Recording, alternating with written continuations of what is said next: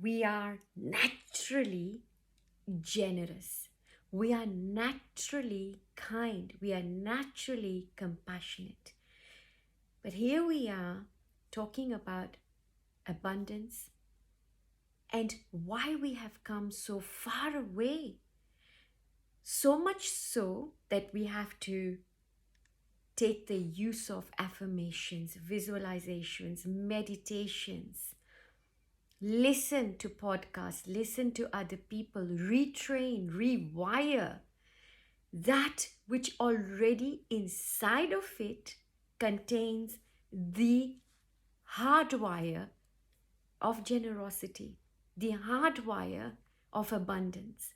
We are already hardwired for abundance, but trained for competition, greed, and a society that is based on the survival of the fittest. And the fittest are considered as those that accumulate more, those that have more to show for themselves. And what do I have to show for myself? What house do I live in? What suburb do we live in? What car do we drive? Right? What parties do we get invited to? Right? So for those of us who want to own a house, for those of us who want to buy a car, for those of us who are now trying to manifest various things left, right, and center, which is what might have even brought some of us to spirituality, to new age, various methods of manifesting, what attracted us towards the law of attraction, what makes us visualize that which we already are. So the trouble here is not one of rewiring us, but rather that we are suffering from an amnesia. We are suffering from a self-imposed amnesia as a result of conditioning, patterns, and whatever it is that we call karma. From the moment go, we are taught to compare, we are taught to compete, we are taught where our place is in relation to others in society. How are we sitting in school, right? How do our parents treat us depending on how we behave? So everything that happens to us pretty much happens as a result of rewards, right? Or punishment, right? Now, where in all of this does generosity come in? Where in all of this is kindness? Where in all of this is compassion? Where in all of this is the factor of humanity? Right? Now, can you see how we have gone so far away from a quotient, right, that equates us? Abundance. That is who we really are at our core, right? We are hardwired to be abundant. But one of the things that stops us, right, from fetching and living in that abundance, apart from the fact that we've forgotten, right, is that we are quickly taught that resources are limited. Going back to basics, let's go back to economics.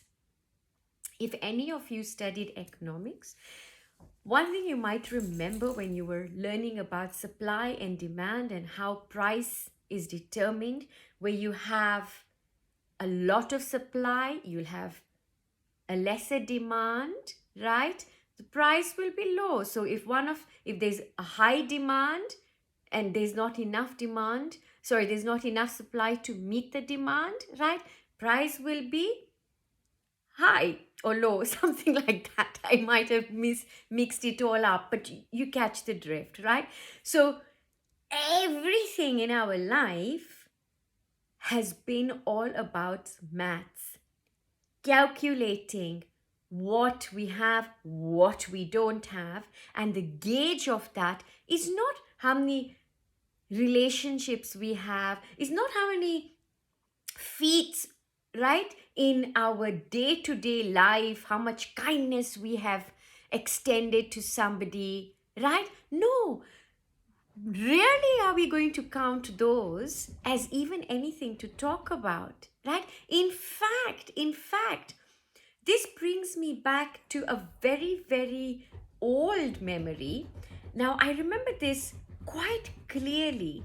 I was walking down this road, and as I was walking, I was very little. I must have been about, I was in primary school, and probably about 8 years old, and we were walking on this road, and suddenly this man came from nowhere and he stole my, I think it might have been a necklace or a bracelet. I mean, this thing happened to me twice, and we were all looking and nobody stopped.